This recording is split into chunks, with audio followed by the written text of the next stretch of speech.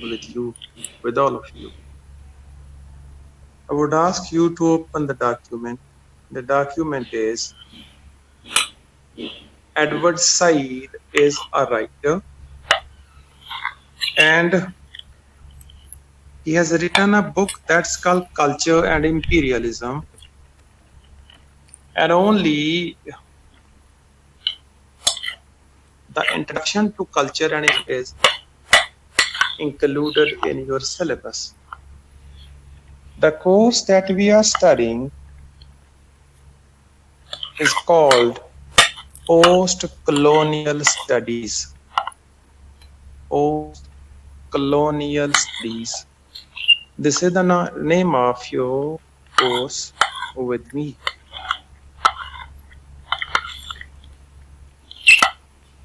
There are many writers, literary writers, theorists, essayists, which are included in our course post-colonialism. We will try to select the relevant ones or the significant ones, and especially those belong to our own era, to our own country. We will try. We will try to understand what is meant by post-colonial studies. We will try to understand who are the main theorists with reference to this course. And we will also try to understand what are the areas for us where can we go as researchers. These are the main aims and objectives of your course with me, which is called post-colonialism. So many things to tell you. Let's discuss them one by one. Please open your copies, have a pen in your hand, and try to write down whatever I am saying. Try to write down what I am saying, whatever I am saying, with reference to post colonial studies. I think you should write down all these things. Okay, let's first go for the definition of post colonialism. What's meant by post colonialism? There are so many meanings, so many interpretations.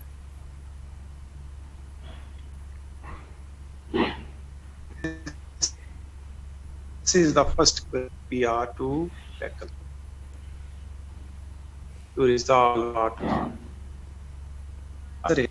basically, or in basic terms, we can say that post colonialism is the name of all the arts,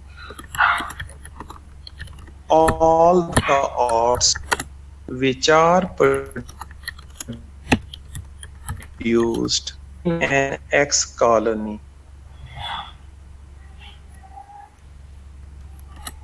Arts which are produced in a country, in a culture, in a nation which was once a slave, but now it has attained independence. This is the basic meaning. Let's go before tackling this issue or explaining the definition of post-colonialism. Let's go to the other umbrella term that is called colonialism. What's meant by colonialism? Colonialism has again so many meanings.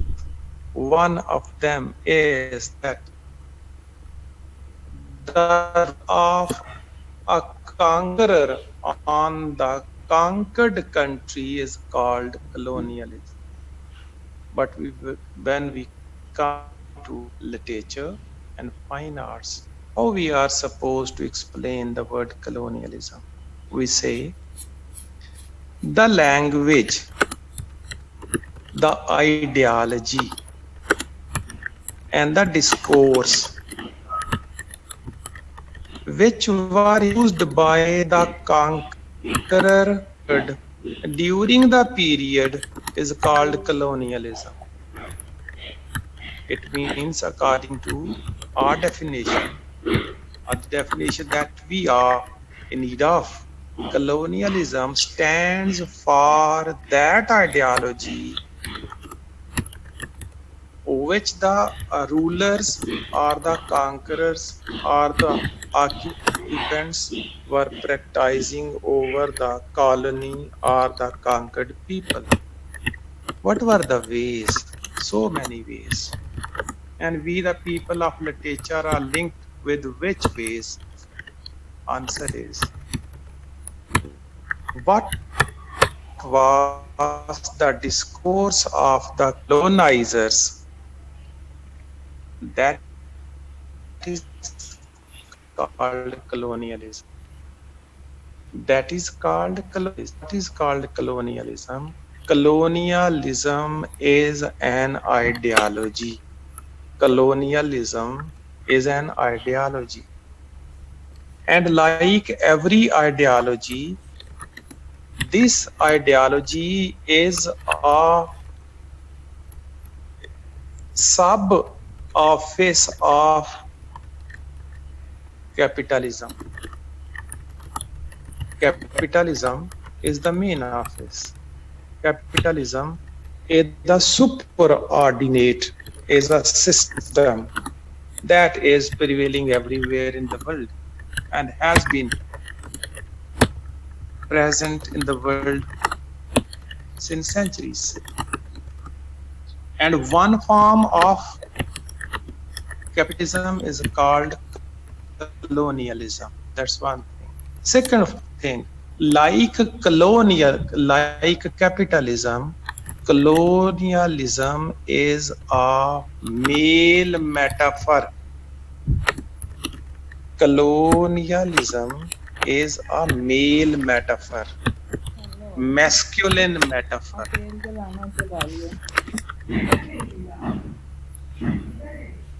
It is a masculine metaphor. One form of capitalism is called colonialism. And how colonialism was going on?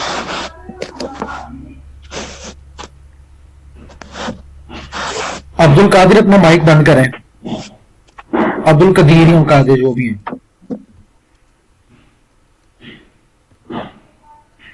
Abdul Qadeer साहब, आपको पता नहीं चलता mic off करने का? Mister Qadeer, कर दिया बंद उन्होंने.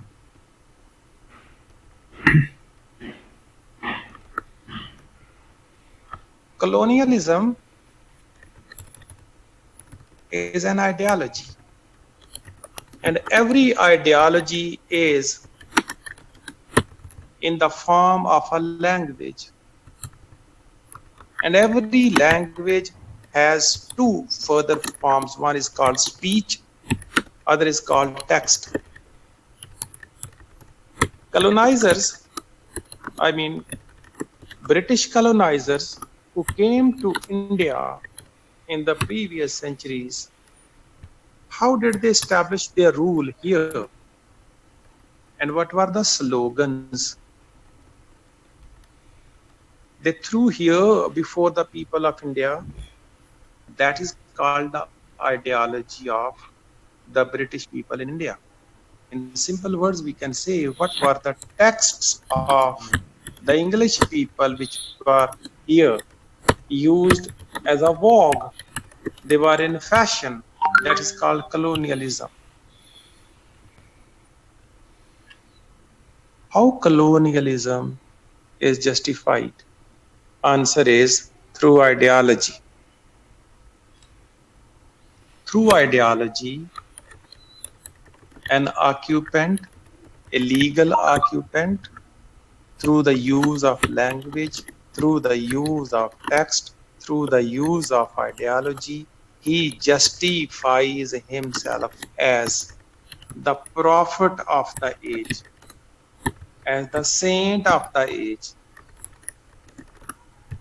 a great human being of the age.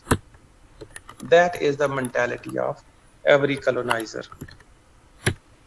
And colonialism, it depends upon two binaries, two parts of a system. One is called first part of binary and other is called second part of binary. How colonialism was going on in India?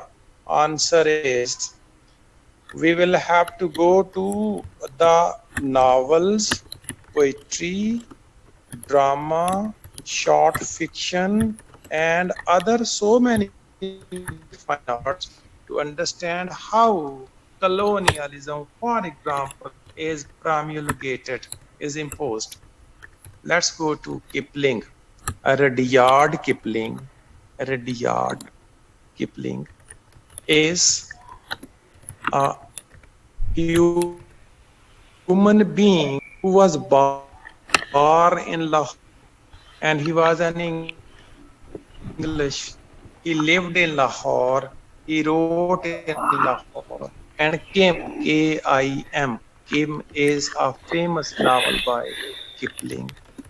What he is showing through these novels, short stories, and poems is trying to prove to the Indians that the English people are a blessing to you. And he is at the same time requesting the British people to please stay here for a longer time in India as the ruler of India because they are really the blessing for the people. Where he is conveying all these things, answer is throughout his works. Let's go to one example or one piece of work by this Rudyard Kipling. White Man's Burden is a poem by Rudyard Kipling. In this poem, what he is saying, you must download this poem from internet and try to study the provision, the features, the characteristics that he is going to present as colonialist to the people of India. What is the theme of that poem? Answer is very simple. He says, white people are the social prophets, in fact. They are the real prophets of the world. The white people are so great, so good, so nice that they can be called great people. Why? He tries to prove through words and through hints what? That the English people basically belong to Europe.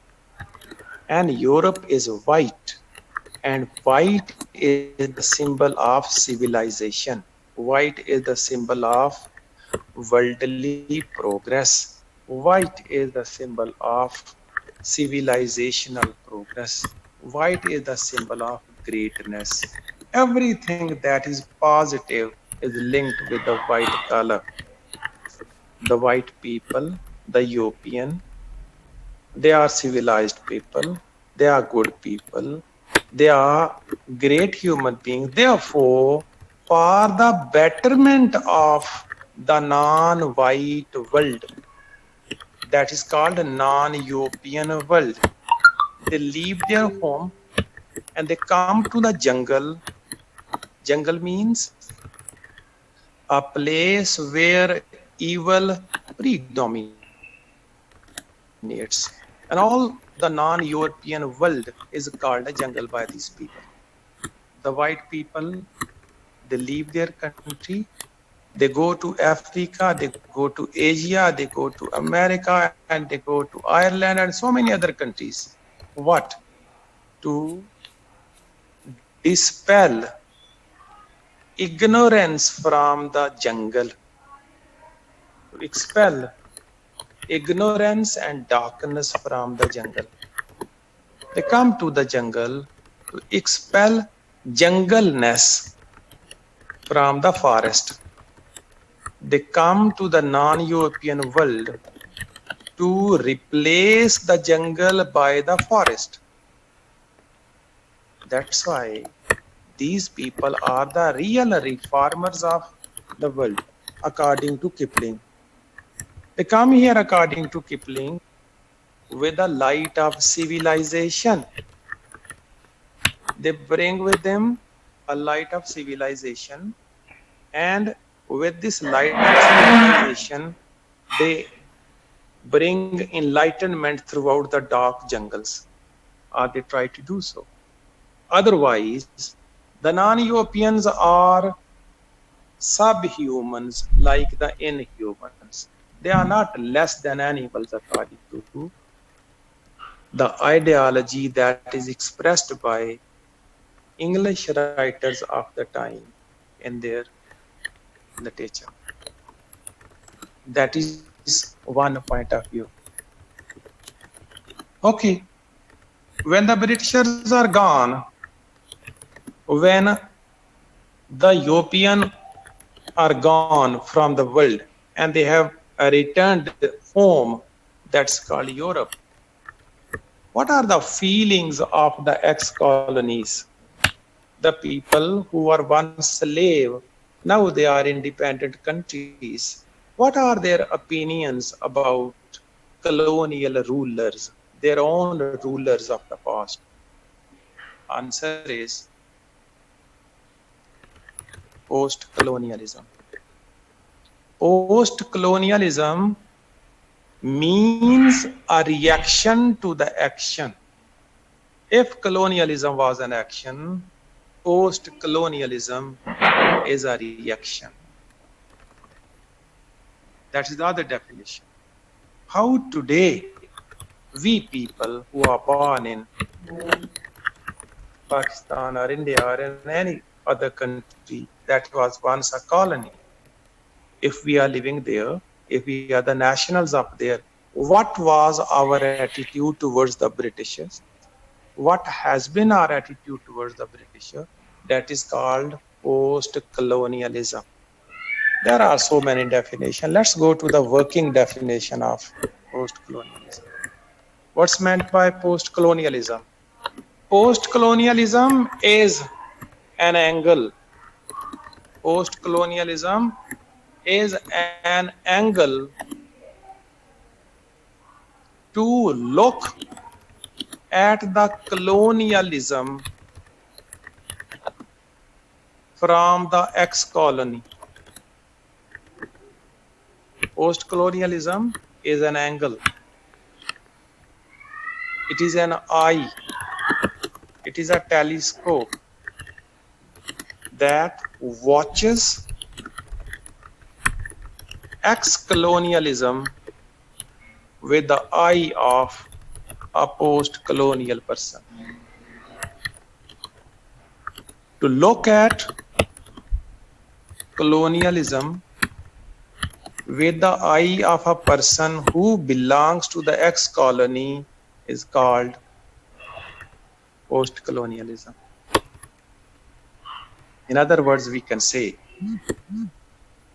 criticism of the colonialism by an ex-colony is called post-colonialism.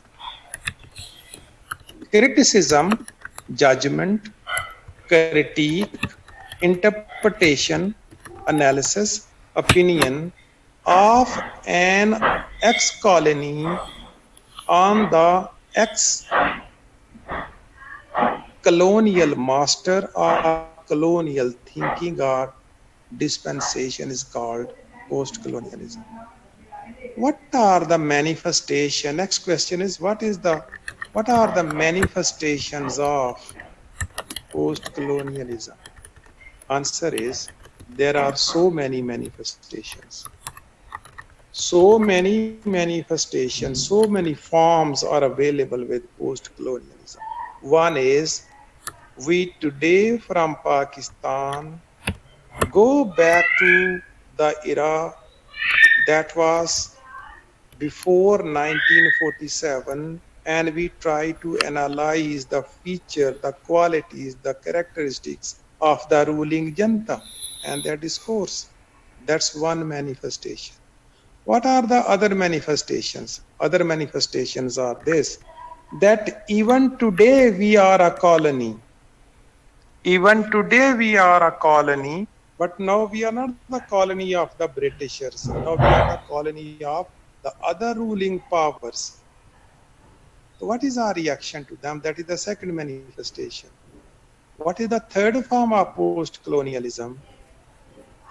Those people who ruled over India and other territories, they left their mindset when when the Britishers, when the English people left India, the mindset and the ideology of the English people was borrowed by our own ruling janta, by our own ruling elite.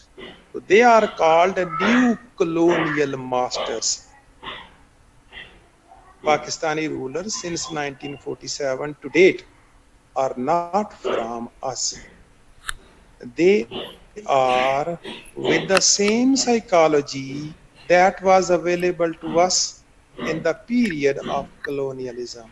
That's why colonial masters are gone and new colonial masters are on as our present ruler in the form of presidents and prime ministers and MNAs and MPAs. This is the other form of and type of manifestation of post-colonialism. There can be so many forms. Whatever is created in Pakistan is called post-colonial literature. It has its different forms. What are the other forms are? What are still? Our literature of post-colonialism tells us what are the impacts of colonialism still present on our society. हमारे अपने माशरे में आज भी Britishers का जो colonialism था उसके क्या क्या असरात पाए जाते हैं. That can be the other manifestation or form of post-colonialism. That is with reference to post-colonialism as a definition. I think it would be quite clear to you now. You can interpret post-colonialism in so many ways. The simple way is to analyze a piece of literature with the eye of an ex-colonial, ex-colony is called simply post-colonialism. Or whatever is going on today in the ex-colony is called post-colonialism. Let's go to the second feature of the lecture. Who started post-colonialism?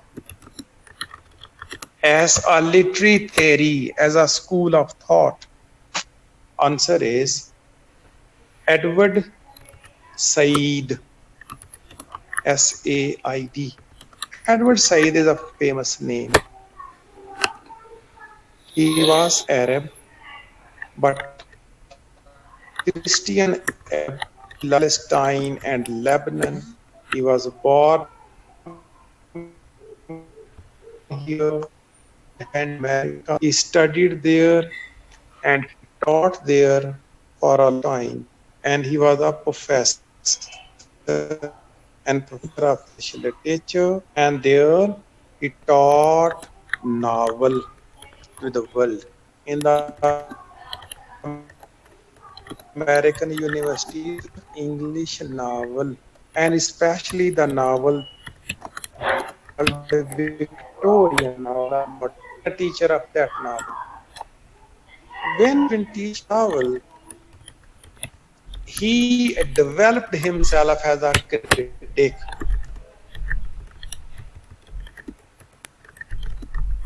He developed himself as a critic. Different writers of Victorian age. He studied Hardy very well, taught Hardy very well. Then he studied other writers like Jane Austen, and then other like the writers of The Tale of Two Cities. He has been a student of these novels. And what are the impact? Impact was very simple that he created a copy करके देने different वाला critique or criticism over these novels. The English people have been presenting these novels as exemplary novels to the world. And he presented it through his criticism as a political agenda of the European people. Note down, literature is always political in character. Literature is always political in character. When we say political, it means social. When we say social, it means ideological. Ideology, social, political, they are the three names of the same thing. Everything is political that is social. And everything of a human being is called social. Everything of a human being is called social. That's why everything is called political.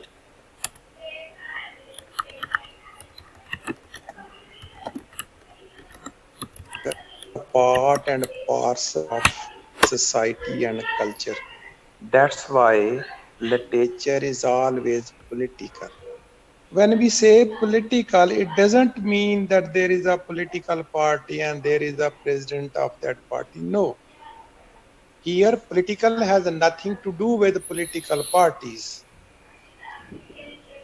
यहाँ political parties के साथ political खिलाफत का कोई ताल्लुक नहीं है. तो फिर किसके साथ है? सुने ध्यान से. Every human who is a writer, what he is doing? Every writer is writing. Writing for what? Writing for two things. Every human being is writing a piece of literature with a purpose in his mind or in her mind. Every writer has an intention to write a book. When one is writing a book, when one is writing a poem, when one is writing a thirsty crow, when one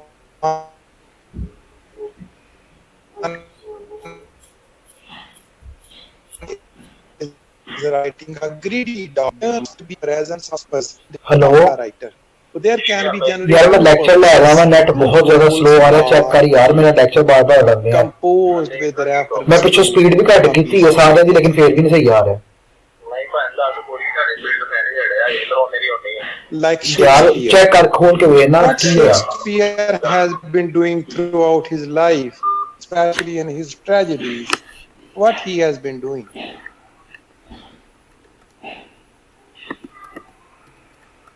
Shakespeare primarily has been doing in his tragedies one duty. What was that duty? To strengthen the ongoing mentality or ideology of the day. The ideology that was going on,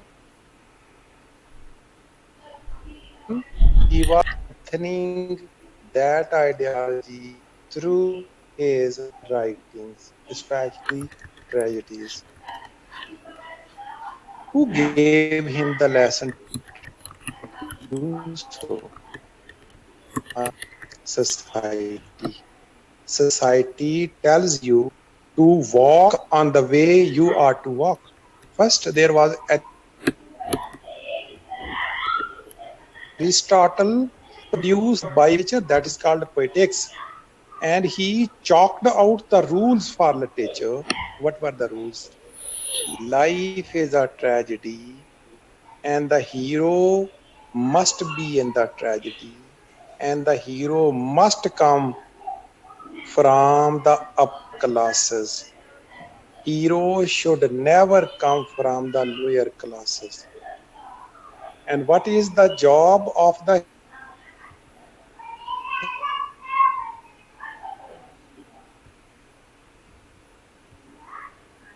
hero? Hero is in the luxuries of his life. Hero is busy in the luxuries of his life. The hero is busy in practicalizing his own whims, WHIMS. Every hero of tragedy has a whim, has a thought, has a mental luxury. To implement this luxury in the practical life is the job of Aristotelian hero. And that is practicalized by Shakespeare. Theory was created by Aristotle and it was practiced by Shakespeare. What he has been doing? That he must commit a mistake. The heroes are not doing anything for the betterment of the common people. Shakespearean tragic hero, they don't do anything significantly for the common people or the downtrodden of the society. What they are doing, they are pursuing their own hobbies, their subjectivities, their personal beliefs and joys and luxuries and desires. And while doing so, they make a mistake. And what is the mistake? That is called hamartia. Hamartia. Hamartia is committed. And the result is that he is punished. That was the job of an advocate. Sometimes some people said that Shakespeare in his tragedies has been the advocate of the upper class. No hero would come from the lower classes. No hero would do anything that is for the lower classes.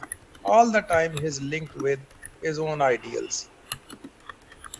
What was his job? What was his job? Or such type of people have a job. What is the job? To support the existing ideology. Notice Shakespeare, how you would prove that he was an advocate? आप मेरी बात को ना गौर से सुने जरा, मेरी बातों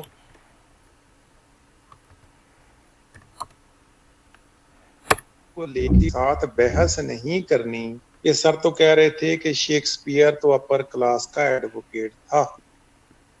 every human being, every professor has one's own views. मेरी बातें अगर आपको अच्छी लगे तो इनको सुन लेना, ना अच्छी लगे तो दूसरों की मान लेना, अगर कहीं डिफरेंस ऑफ ओपिनियन हो तो। इसलिए कि जितने भी आपको टीचर एमफिल में पढ़ा रहे हैं वो सारे के सारे मेरे से इल्म में बड़े हैं, उनका इल्म मेरे से ज्यादा टेक्निकल लिहाजा मेरे साथ आप आर्गू कर सकते हैं, उनके साथ आपने बहस नहीं करने के। डॉक्टर सलीम ने कहा था ये ऐसा है तो आप भी माने, you are to make a judgement अगर कभी ऐसा हो जाए तो। ओके, اگزامپل میں نے کوٹ یہ شیکسپیئر کی اگزامپل کی ہے تاکہ آپ کو پتا چلے کہ لٹریچر رائٹر کا مقصد کیا ہوتا ہے.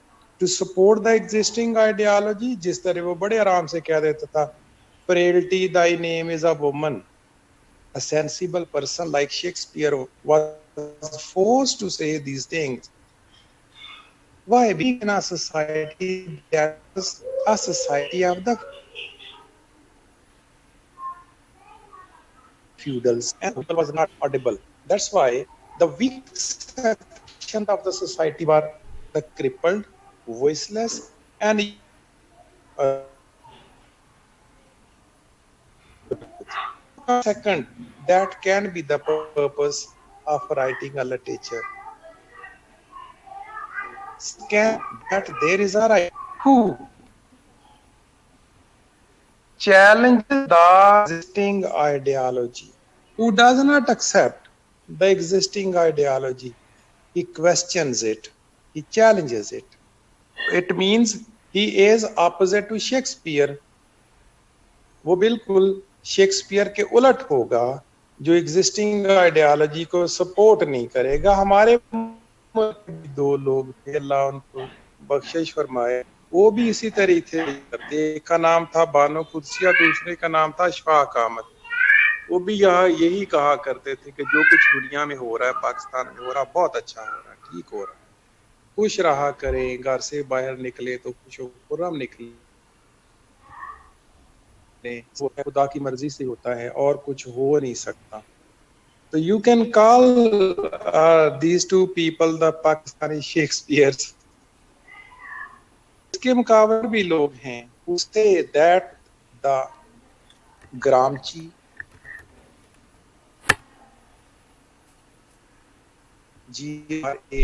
Gramsci is an Italian philosopher. Gramsci is an Italian philosopher. What does he say? وہ کہتا ہے جب کسی معاشرے میں زوال آتا ہے تو اس کی صرف ایک ہی وجہ ہوتی ہے،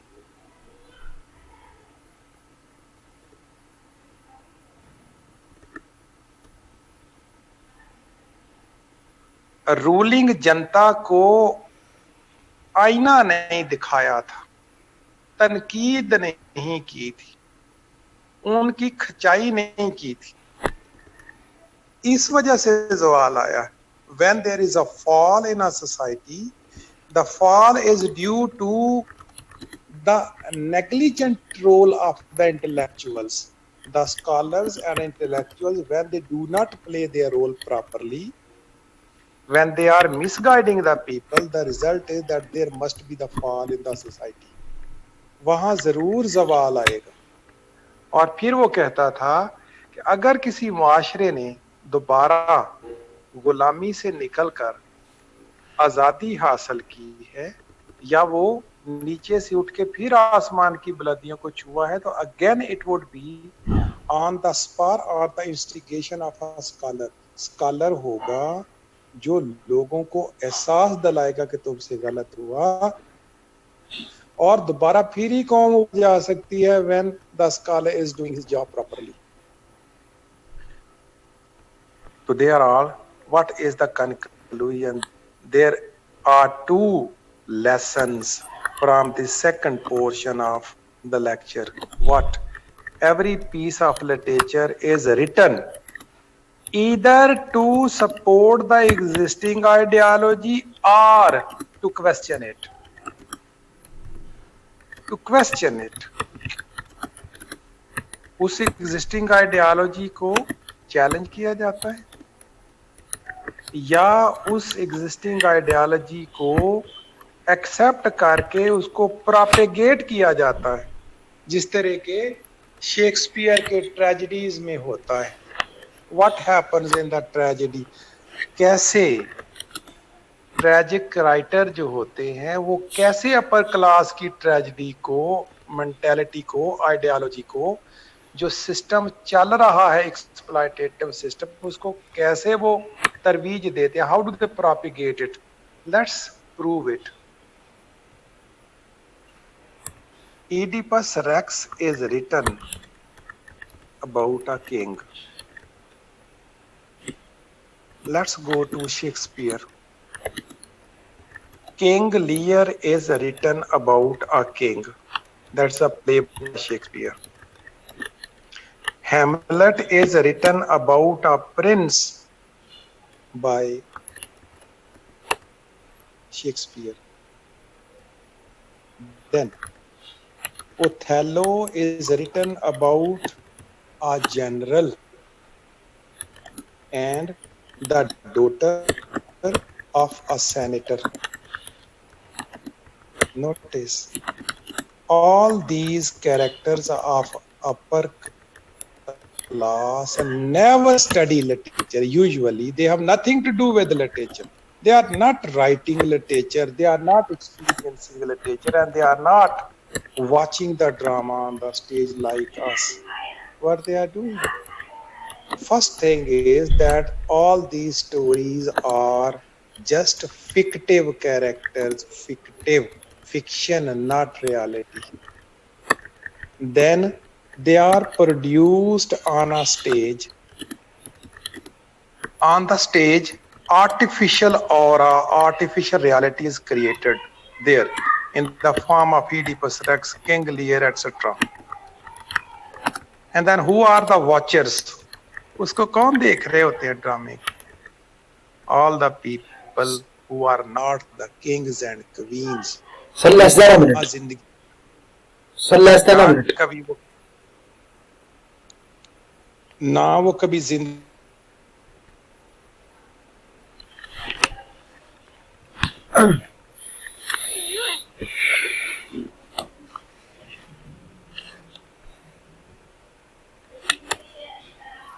बनूं,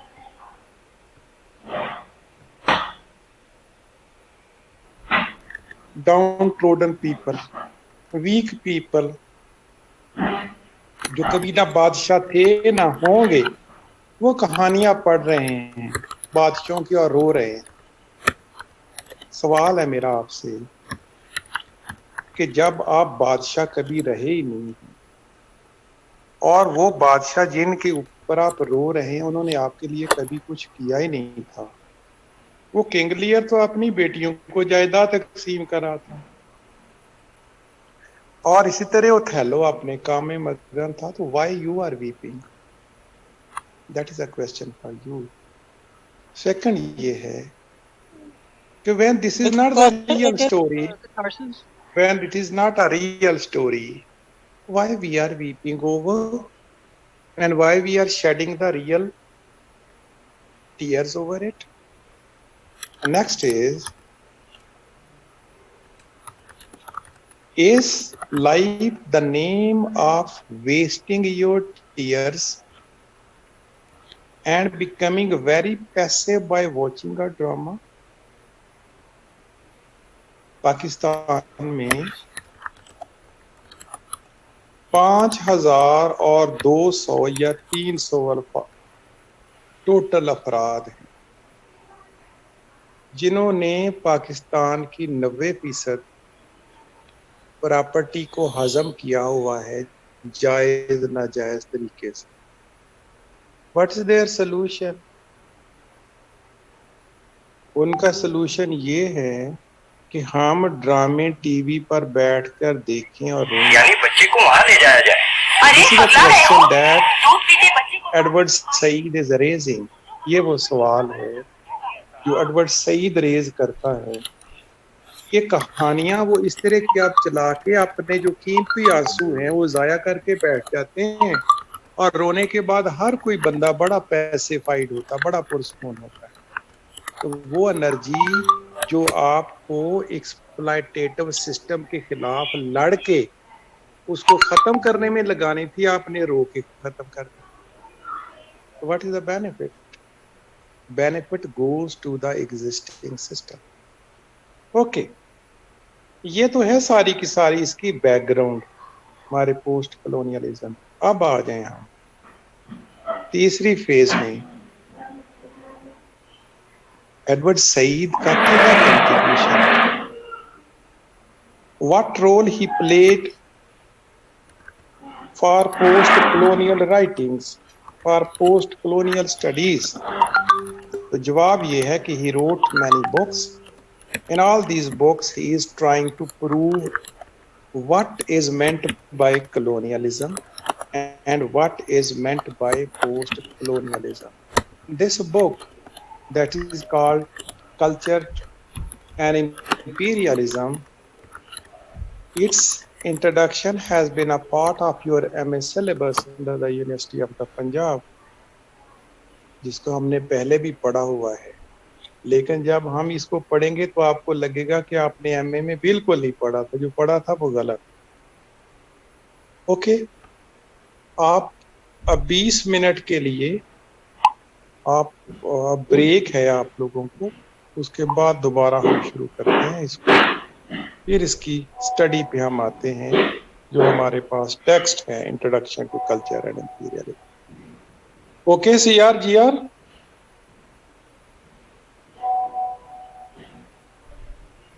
yes CR G R, here you are.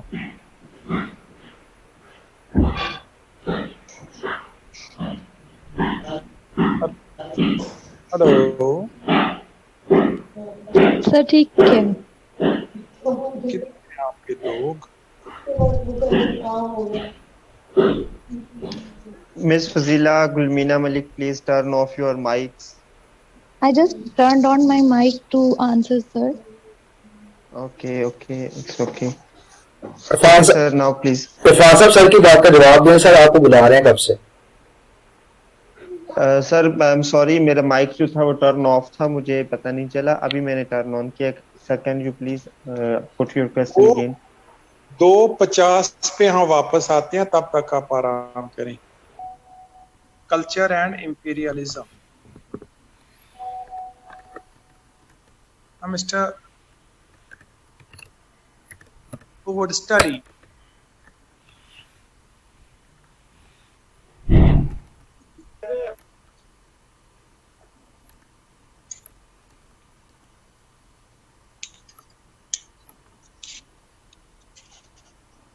Sir, it's introduction to culture and imperialism. ये वाला जो PDF फाइल है, that's to be open. is it not available to you? Yes, sir, it is available. I'm asking that I have to open that file. All of you are supposed to open it. Okay, thank you, sir. Miss Gulmina, go for the study of the first page. Okay, sir. So the culture and imperialism, the conquest of the earth, which mostly means the taking it away from those who have a different complexion or slightly flatter noses than ourselves, is not a What are you pretty thing studying? when you look. Sorry? What are you studying? Sir, it is the very first, sir, Edward Said, Culture and Imperialism. ये वाला आपने कहा? Introduction, come to the introduction.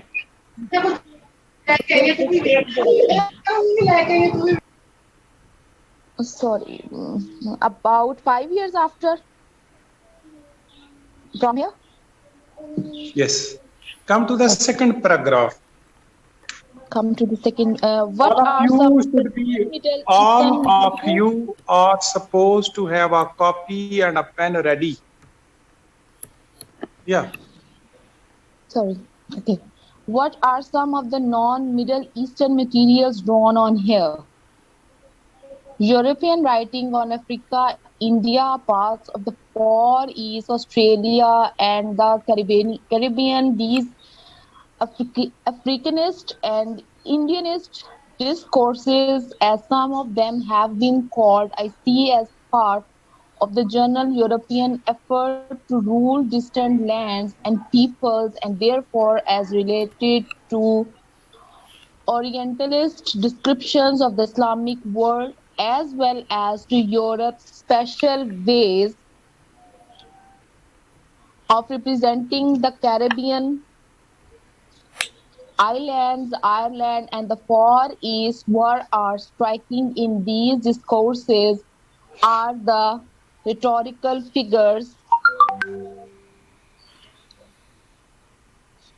Uh, One keeps encountering in their descriptions of the mysterious East as well as the stereotypes about the African or Indian or Irish or Jamaican or Chinese mind, the notions about bringing civilization to primitive or barbaric peoples, the disturbingly familiar ideas about flogging or death or extended punishment being required when they misbehaved or became rebellious because they mainly understood force or violence best.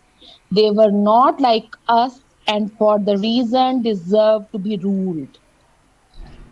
Sir, I have to continue? Mm-hmm. Okay. Yet it was the case nearly everywhere in the non European world. Then, in the Okay. coming of the while, Okay. Listen. All of you are supposed to listen and to adjust all these things in your mind. We are studying introduction to culture and imperialism by the father of post-colonialism, that's Carl Edward Said. And this chapter, introduction, it has 6 or 7 or 8 or 9 points.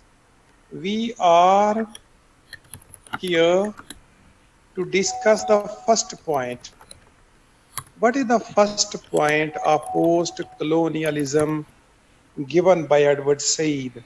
What is the first feature of post-colonialism given by Edward Said in this introduction to culture and imperialism? Notice. Colonialist,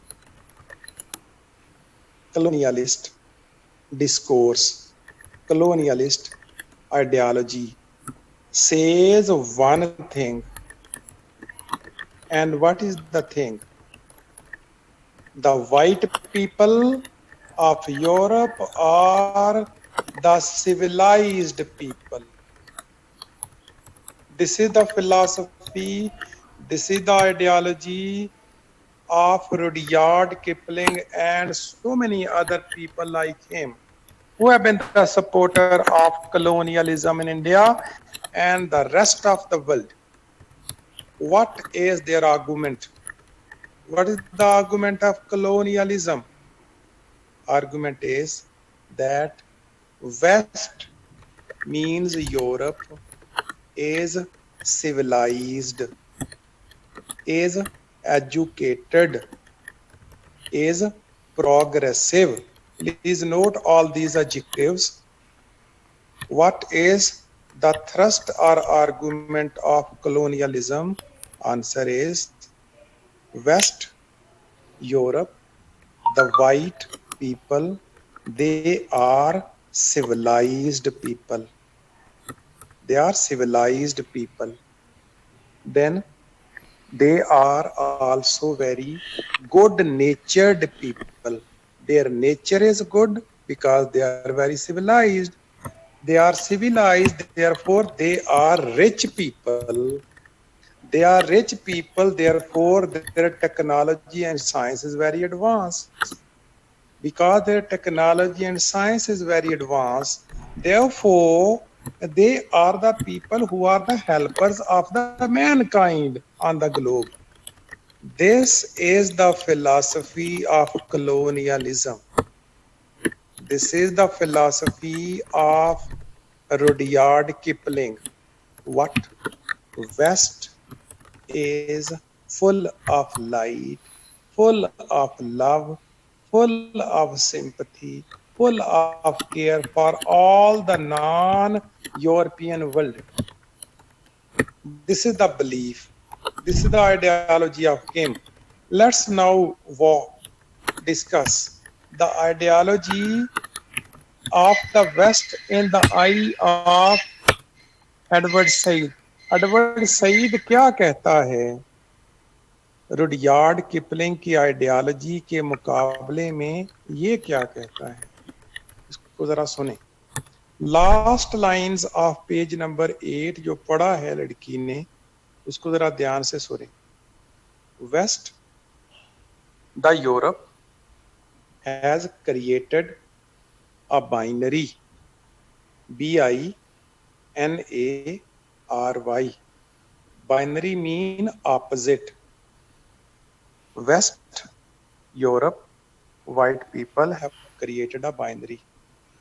This binary is consisting of two parts, and both parts are opposite to each other.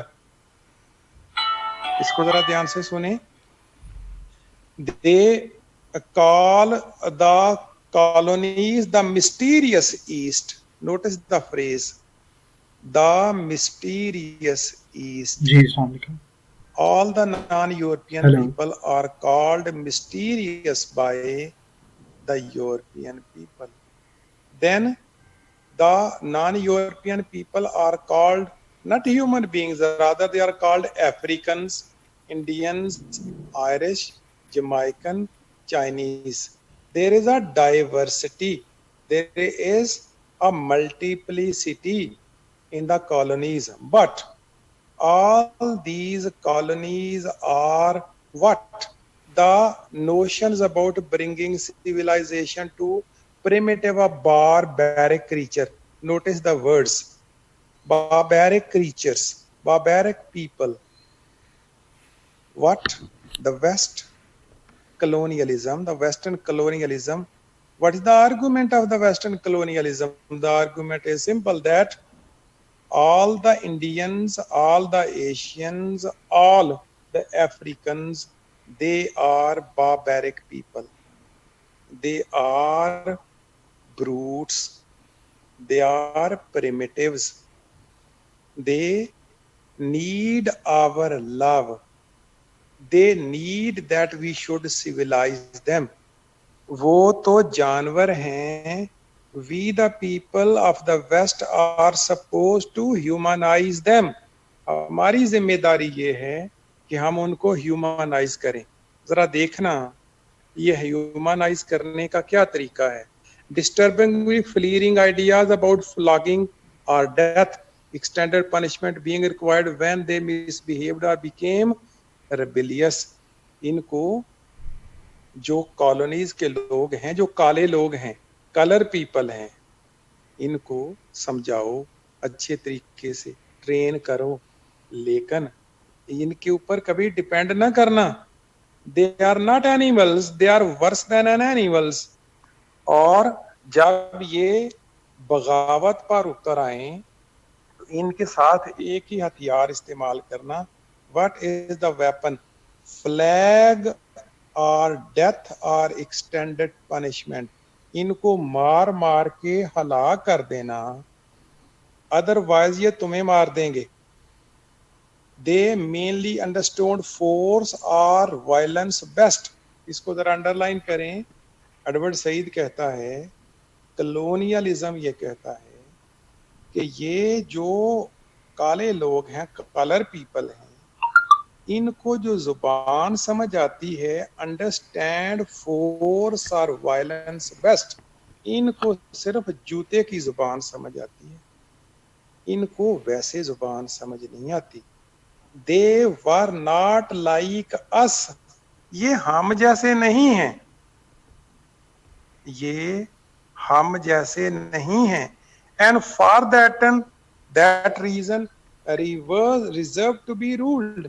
इसीलिए ये जो non European लोग हैं, ये बने ही इसलिए हैं कि आप इनके ऊपर रूल करें और हमेशा रूल करें, और इनको आहिस्ता आहिस्ता तहजीब सिखाते रहें. उन लोगों को जो बच जाते हैं, जो आपके गले लगते हैं, उनको मार देना, क्योंकि ये हम जैसे नहीं हैं. We means the west, we means the Europe. आप ये जरा पॉइंट नोट करें जो अभी हमने पढ़ा है. एडवर्ड सईद हमसे ये पूछता है, हर इंटेलिजेंट राइटर अपने रीडर के जहन में सवाल क्रिएट करता है. इंटेलिजेंट राइटर वो होता है जो सवालों के जवाब नहीं देता, बल्कि वो लोगों के जहन में سوالوں کو جنم دیتا ہے.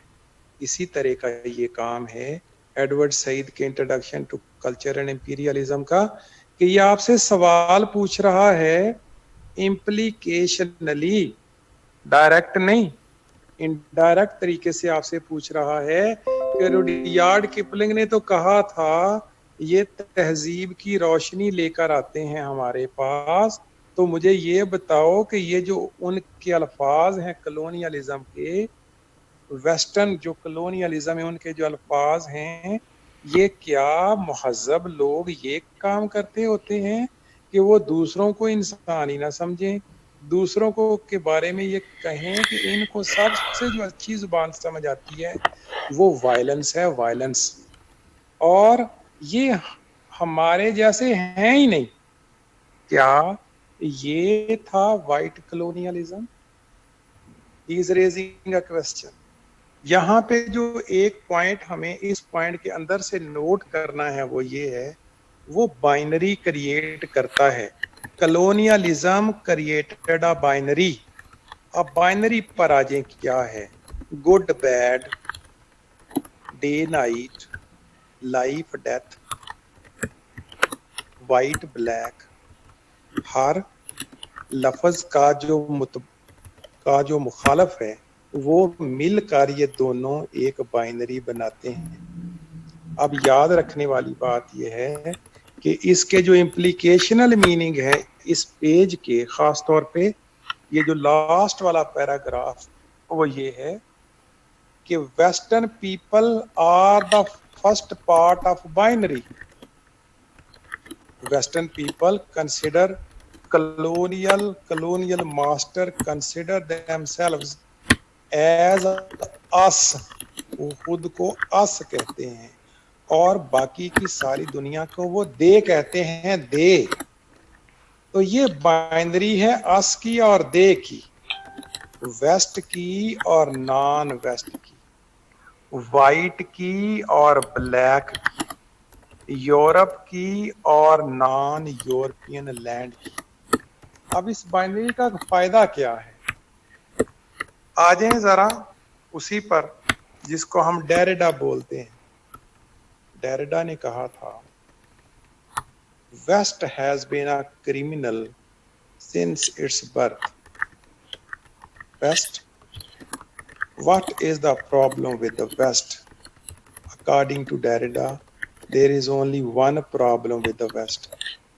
The West believes that she is the center and all the other world is the margin.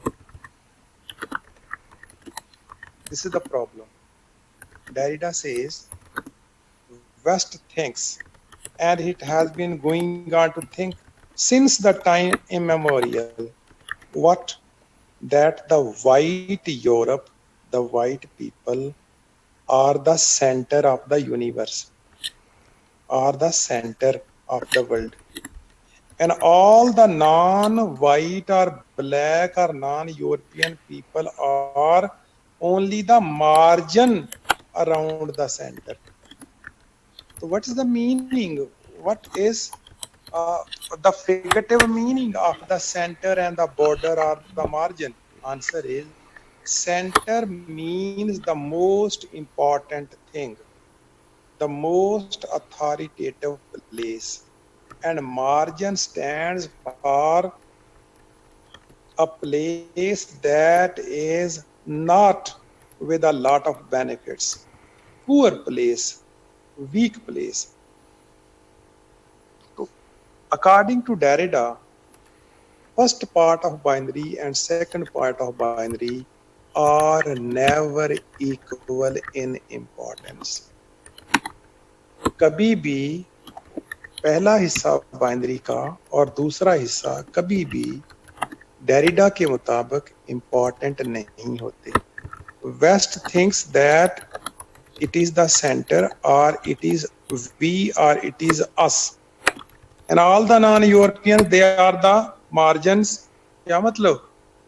According to Derrida, first part of binary is basically the God and the creator. of the second part of binary.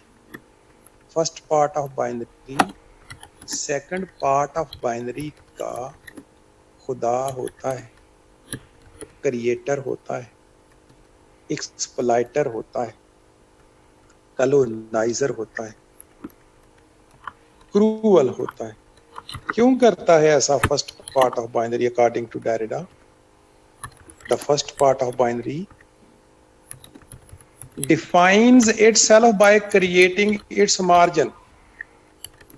First part of binary elevates itself. It glorifies itself. It makes itself great by creating the second part of binary. The second part of binary is always condemned, is always weak. This weak works as a contrast to the powerful. The result is that the weakness of the weak makes the strongness of the strong popped up and estranged.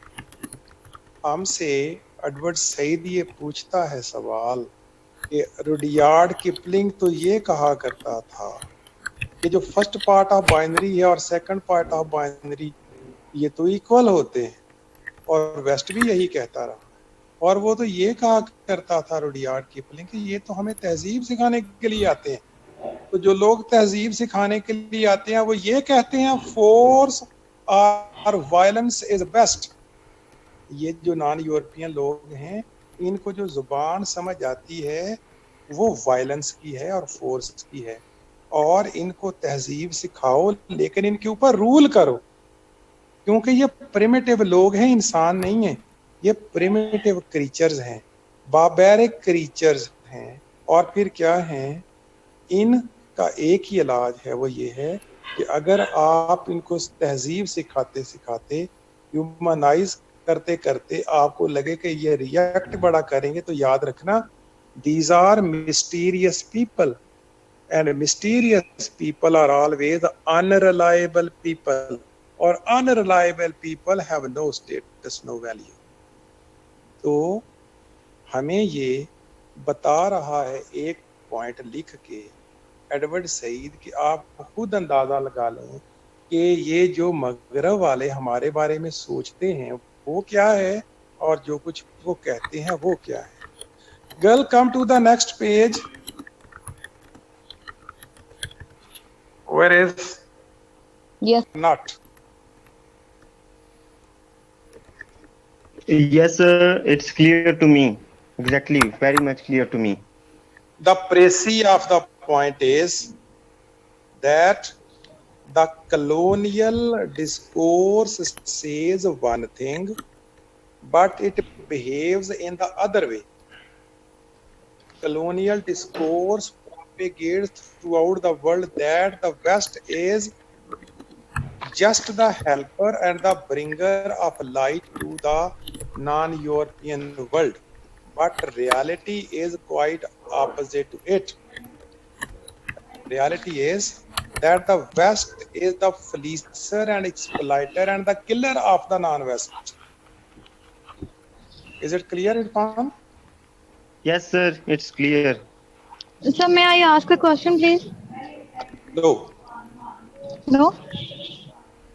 This point is clear to you or not? To me or to Irfan? If you are raising a question, the point is clear to you or not? Sir, point is clear to me. कि क्या सवाल पूछना आपको?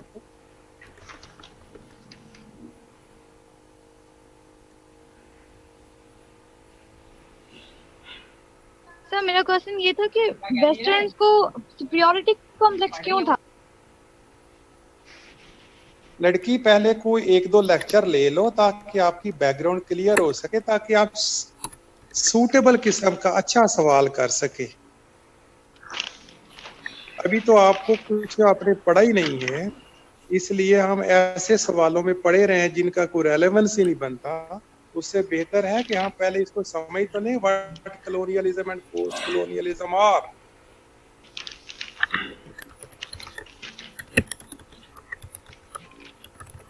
Let's go.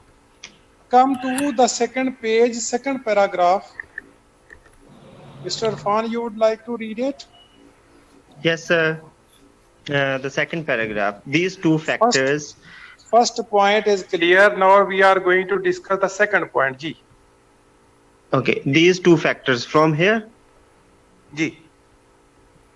These two factors are general worldwide pattern of imperial culture and a historical experience of resistance against empire inform this book in ways that make it not just a sequel of Orientalism, but an attempt to do something else. In both books, I have emphasized what in a rather general way I have called culture. As I use the word culture means two things in particular. First of all, it means all those practices like the arts of description, communication, and representation that have relative autonomy from the economic, social, and political realms, and that often exist in aesthetic forms, one of whose principal aims is pleasure. Included, of course, are both the popular stock of lore about distant parts of world and specialized knowledge available in such learned disciplines as as ethnography, historiography, philology, sociology, and literary history. Since my exclusive focus here is on modern Western empires of 19th and 20th centuries, I have looked especially at cultural forms as the novel, which I believe were immensely important in the formation of imperial attitudes, references, and experiences. इधर I he do रुक not जाएं. mean that. इसको जी, दोबारा पढ़े, इस line को दोबारा पढ़े. uh, from I have looked especially. Okay, Mm-hmm. since my exclusive focus here is on the modern Western empires of 19th and 20th centuries, I have looked especially at cultural forms as the novel, which I believe were immensely important in the formation of imperial attitudes, references, and experiences. यहीं तक? Next वाला भी पढ़े. I do not mean that only the novel was important, but that I consider it the aesthetic object whose connection to the expanding societies of Britain and France is particularly interesting to study. Okay. This is the second point that we are going to discuss. Again, listen and write down each and every point. What is the second point of this essay? What is the second feature of colonialism that is given by Edward Said? Notice. Edward Said says that no doubt culture stands for the ideals and beliefs and the socio-political practices of a society. No doubt. What's culture? Culture stands for the beliefs and practices of a society. That's called culture. The thing that he is to emphasize here is something else. He says that what is the role of culture? What culture is? To Edward Said, culture is the name of a self-regulatory system, self-autonomous system, self-regulatory system. Every culture is self-regulatory. Every culture is self-autonomous. Every culture is constantly changing. Every culture is constantly changing. And every culture produces its heroes and heroisms. Every culture produces its heroes and its heroisms. Every culture produces its evils and satans. What he is trying to prove, Edward Said is trying to prove one thing. What? That culture is always localized in character. Culture is always selfish in character. Culture is always historicized. Historicized. What he is trying to prove? He is trying to go against that argument of the world that there is a universality, morality, that there are some things which are called universal in characters. He does not believe so. He doesn't believe that there is a concept of universalism. He doesn't believe that there is a concept of universalism. He doesn't believe that good and bad are universal characters. No. He's trying to prove that good and bad, both these concepts are relevant to particular cultures. Good of one culture can never be the good of the other culture. Evil that is considered evil in one culture is not supposed to be essentially the evil in the other culture. What is the conclusion of his point? He is concluding that culture, every culture changes itself.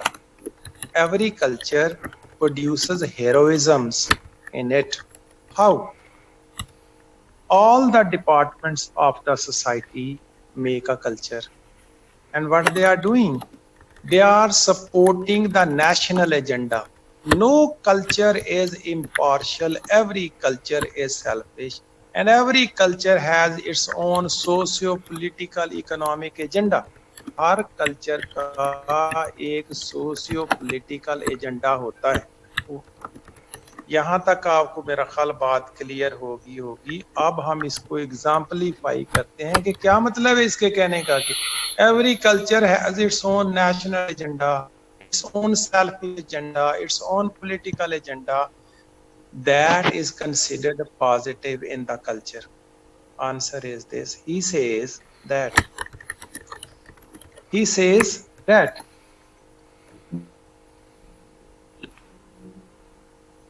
colonialism of the West was created by the culture of the West. Colonialism is a concept, is a system, is a campaign. It was not created by the few people. The entire nations of Europe contributed to the making of colonialism as an exploitative ideology. The whole of Europe has been supporting exploitative ideology. How? He says that the Western novel, especially the novel of the 19th century, if we study this novel with a critical eye, we can come quite clearly to the conclusion that colonialism was supported by the fiction and fine arts of the society. जो मगरब के लोग थे, खास तौर पे अंग्रेज जो लोग थे, उनका जो पूरे का पूरा कल्चर था वो सारे का सारा सपोर्ट करता था कलोनियलिज्म को। क्या? As an exploitative ideology. क्या कहना चाह रहा है वो?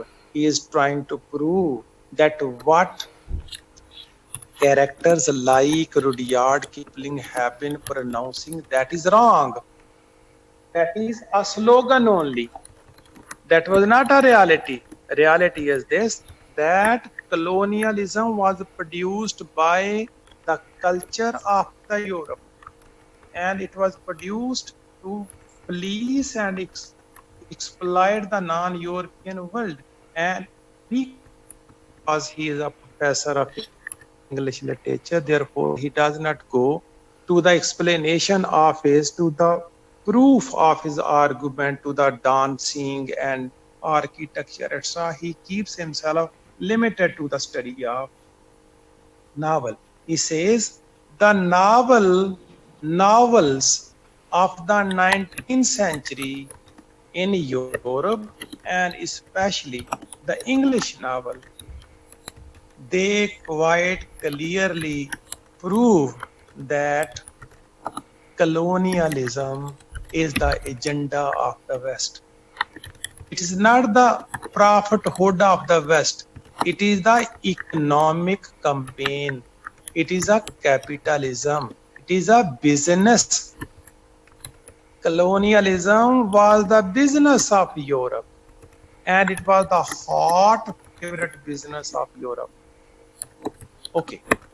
Other thing that he is going to prove is this, that if you want to understand the culture, if you want to understand the culture of any country, any nation, any region, any area, study the fine arts of this culture. Automatically, the meanings and the character of the culture would be clear to you. Yes. Next, Irfan साहब पढ़ेंगे the prototype. Okay, sir. I study it. The prototypical modern realistic novel is Robinson Crusoe, and certainly not accidentally, it's about a European who creates a fiefdom for himself on a distant, non-European island. A ji great रुक deal जाए of ji, recent. इधर ही रुक जाए जी. Come to the third point. दूसरा point हमारा note हो गया, किसी को समझ नहीं आई तो मुझसे पूछ ले. सेकंड पॉइंट क्या है? सेकंड पॉइंट हमारा जो है वो ये है कि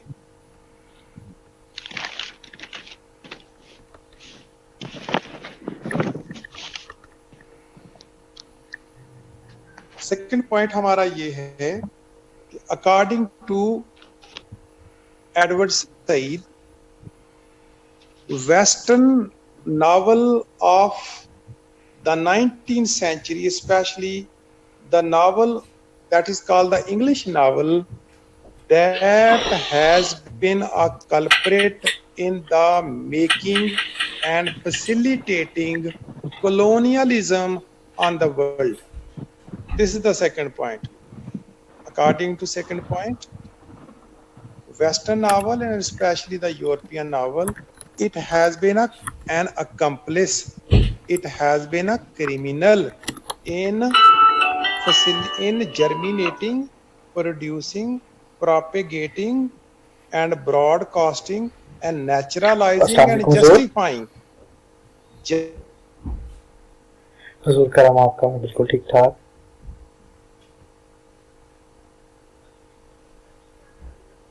हुजूर मेरा in the 19th century was selfish, and it was making a campaign to radiate people to become colonizers. वो colonizers को खुद तैयार करा था अपनी कौम को. जो नावल है यूरोप का, वो तैयार करा था अपने लोगों को कि इस यूरोप से बाहर निकलो और जाके लूट मार मचाओ उन इलाकों में जो अभी कमजोर हैं. So that is the other point to prove that colonialism was a capitalistic campaign. It was a business with the European people. It was not the mission of a prophet. It was not the mission of a prophet. It was a business deal. It was a business adventure. And simple as this. Come to the third point. Third point जो अभी पढ़ा इरफान साहब, आपने इसका जरा note कर लें आप. First English novel is called Robinson Crusoe, and it was written by Daniel Defoe. Daniel Defoe is the first novelist of Europe, in a sense. And the name of the novel is Robinson Crusoe. तीसरा point जो हमें यहाँ पे note करना है वो ये है, novel, the genre of novel was created for capitalism, for colonialism. Genre of novel was created by the capitalistic system. It is the capitalistic system that created the genre of novel. And what was the purpose? The purpose was to prove to the people that capitalism is the best system of the world. Notice, what is the theme of Robinson Crusoe? Robinson Crusoe is a novel in which there is a central character whose name is Cook, C-O-O-K, Cook. Cook is a central character. And what type of character is? He is a rogue. He is a rogue of Europe. Europe का रोग है, बदमाश है वो. The society of Europe is does not accept him. Therefore, he makes a boat, goes to Australia, and he settles down there. He settles down there in Australia. In Robinson Crusoe, Cook goes to Australia. He settles down there. His technology is better than the technology of the local Australians. The result is, on the basis of his technology, advanced technology, he establishes his own kingdom there in Australia. How? The Aboriginals are the local people of Australia. They were backward technologically. He brings them closer. He makes them his servants, and he establishes his empire there. And what is the result? He is earning a lot of money from that area that is called Australia, and he is siphoning back or sending back all the amounts of money to Europe. Try to understand. Try to understand what Cook is doing. जो सबसे गंदा आदमी था Europe का, बदमाश था, anti social element था, वो क्या करता है? वो ऑस्ट्रेलिया में जाके वहां लोगों को गुलाम बना के वहां अपनी फीफडम कायम करता है, और उसकी बिना पर वो लोकल लोगों को लूटता है और सारा पैसा वापस भेजता है. This is the first novel. What's your opinion about heart of darkness? What's your opinion about the other novels written in that age? सारे के सारे नावल जो हैं 19वीं सदी के यूरोप में लिखे जाने वाले, they germinate, they create, they produce, they develop, they nurture, and they facilitate colonialism throughout the world. Is this the role of a prophet? हमसे ये सवाल पूछता है कि प्रॉफिट ये होता है. और फिर तीसरा पॉइंट उसने बता दिया कि ये जो कुक साहब हैं, ये कौन सी प्रॉफिट बखेरने आए थे ऑस्ट्रेलिया में, यहाँ के लोगों को गुलाम बनाकर उनका पैसा लूट के ले जाते हैं. ये क्या हो रहा है? Is this prophethood? प्रॉफिटहुड ये होती है लोगों के घरों में जाओ, उनको लूट लाट के सारा कुछ पैसा लेके वापस आ जाओ. This is called prophethood. Writer is sensible, therefore he implicationally raises a question. सवाल आपसे वो करता है कि ये जो कुछ हो रहा है इसको आप प्रॉफिटहुड कहते हैं? Do you call it a prophethood? जी नेक्स्ट पर आ जाएं. चौथा पॉइंट हमें डिस्कस करना है, a great deal of recent criticism.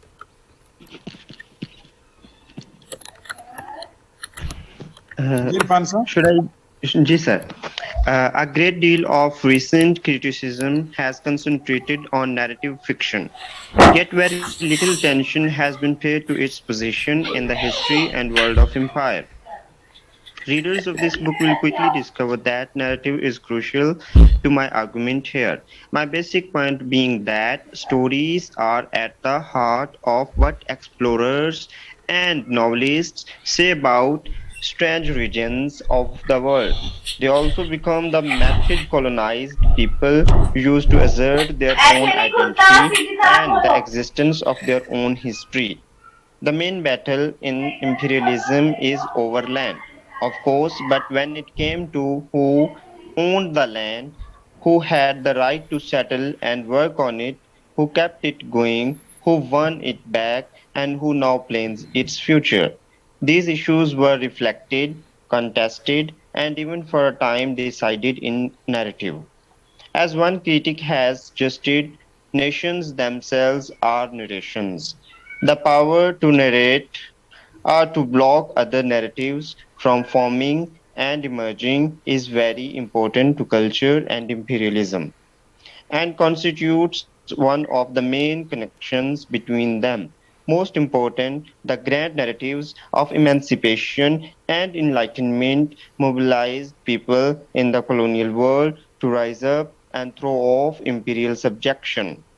In the process, many Europeans and Americans were also stirred by these stories and their protagonists, and they too fought for new narratives of equality and human community. Okay, let's discuss the fourth and last point of today's lecture. What is the point that has been discussed here by Edward Said? He says, what? Every culture is good. Every culture is good. Every culture is independent. Every culture should remain independent. Every culture should remain independent. Every culture is a home for its individuals. Home. Our culture is our home. Home means the feeling of at homeness.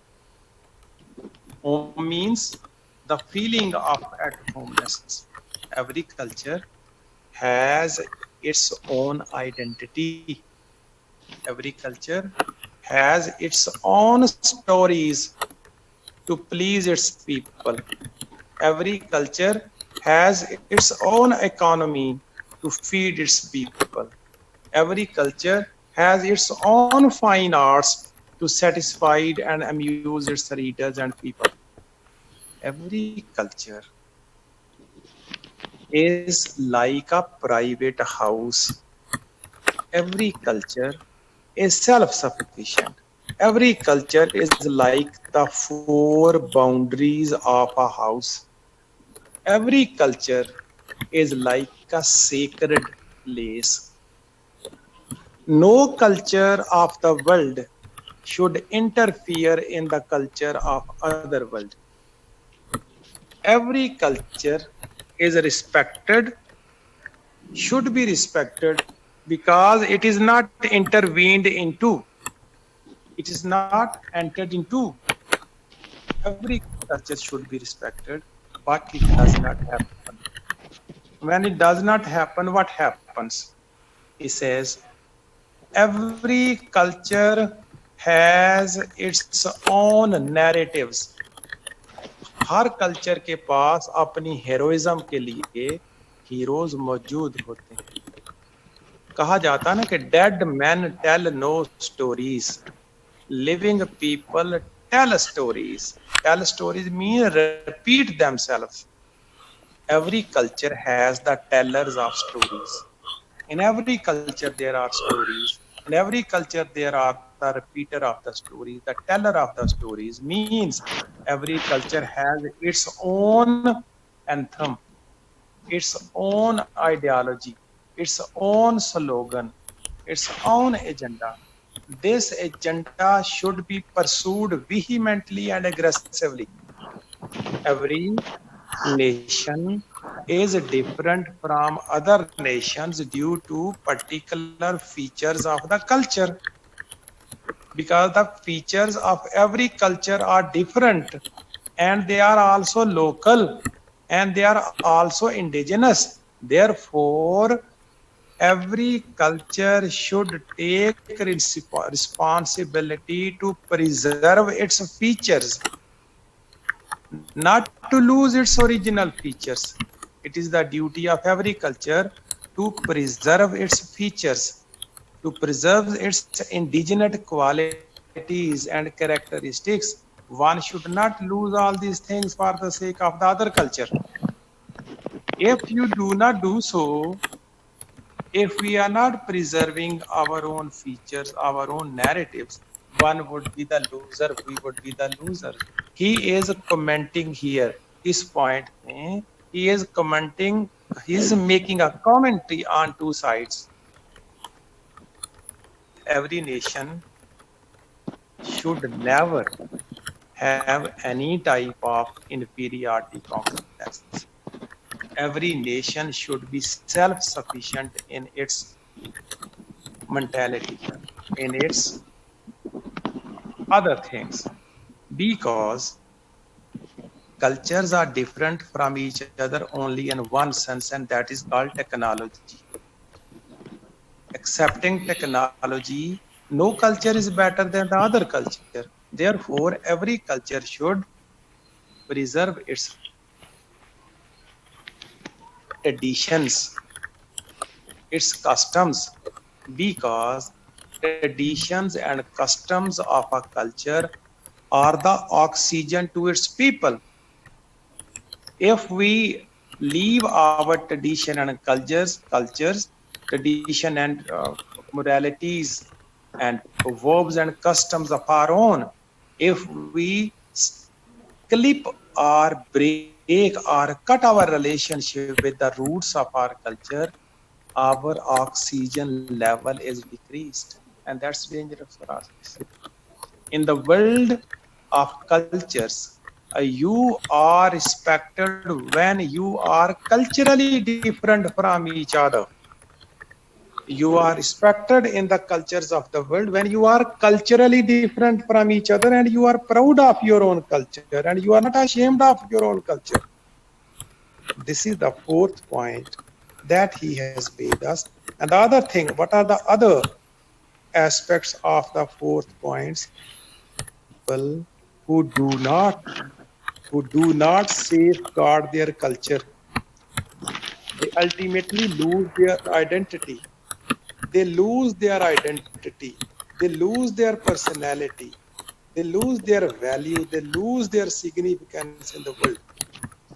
One has to be careful about the preservation of one's own culture. And the third aspect is that the colonial master should always keep in mind that the privacy of every culture is significant to its people. Therefore, colonizers should be ashamed of themselves due to their own activities. They call it prophethood, but in fact, they are pursuing their capitalistic business through these capitalistic campaigns and these imperialistic campaigns and colonizing campaigns. These are the 4 points that we have considered, that we have mastered, that we have gone through. मेरा ख्याल है इसमें चारों points में कोई चीज आपको लगता है रह गई है, ये समझ नहीं आई तो मुझसे पूछ लें, वरना मैंने कुछ और आपसे कहना है. फैंटास्टिक सर, चीज मजा आ गया. 4 पॉइंट्स में समझ नहीं आई तो मुझे बताएं. सर ये जो लास्ट पर आपने पॉइंट बोला, प्लीज एक दफा फिर बता देंगे.